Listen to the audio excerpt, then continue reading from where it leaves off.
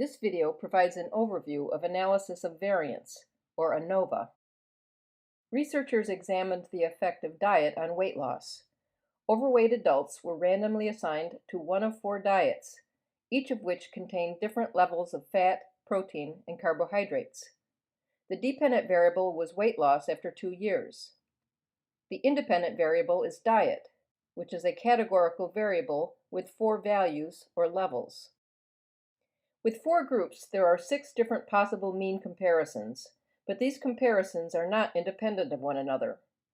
For example, Diet A versus Diet B and Diet A versus Diet C both involve Diet A. This is referred to as the multiplicity problem. The risk of type 1 error, which we control by setting our significance level, is higher than what we think it is. If we set the significance level at 0.01, the risk of a type 1 error for one comparison is 0.01. But doing 6 comparisons inflates the type 1 error risk to 0.06. This problem is magnified as we increase our significance level. When alpha is 0.05, the type 1 error risk is actually 0.265. And when it's 0.10, there's an almost 50% chance that at least one of the comparisons will be found to be significant when there is no real difference. In order to keep the type 1 error risk at what we set it to be, we use an omnibus or overall test called analysis of variance.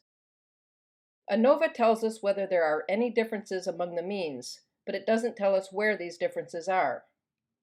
The test is sometimes called an F-test because the calculated test statistic is a value for F. The null hypothesis is that the population means are all equal. We would reject the null hypothesis if any of the means differ from each other, so the research hypothesis is simply that at least one pair of population means differs. We are not saying which groups differ, only that there is a difference somewhere among the population means.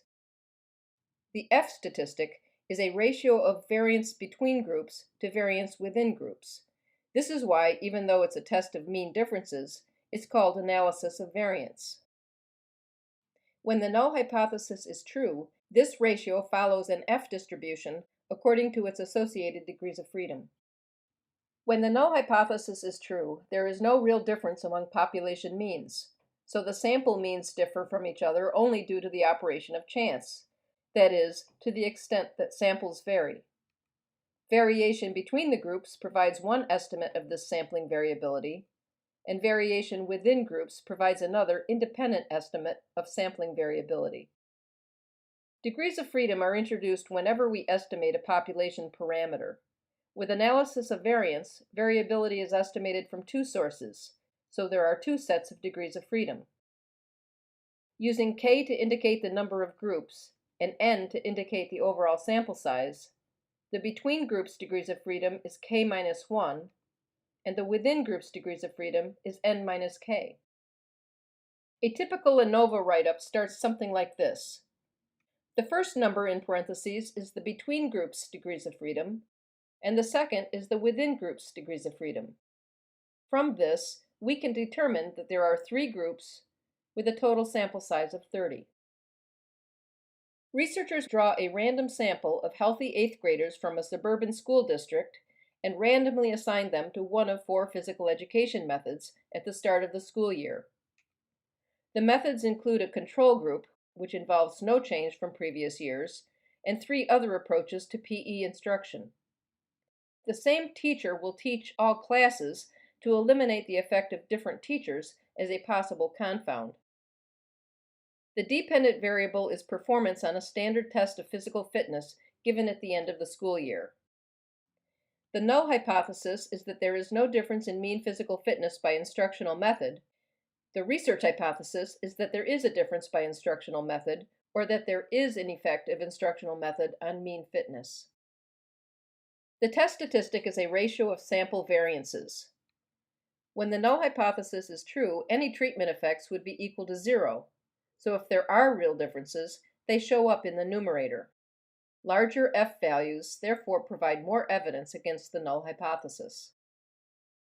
This is what the distribution of all possible values for F looks like when the null hypothesis is true. There are no negative values because F is a ratio of variances. The distribution is also asymmetric.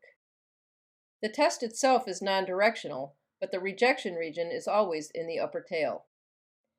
There are 4 groups, so the between groups degrees of freedom is 3. The within groups degrees of freedom is 44, and the researchers used a significance level of 0.05. This is what the distribution looks like for 3 and 44 degrees of freedom. The significance level is 0.05, and the rejection region is in the upper tail.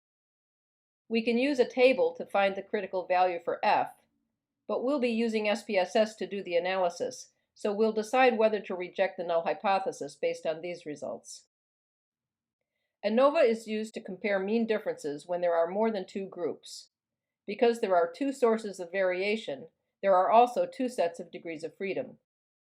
The calculated test statistic is a ratio of between to within group variances.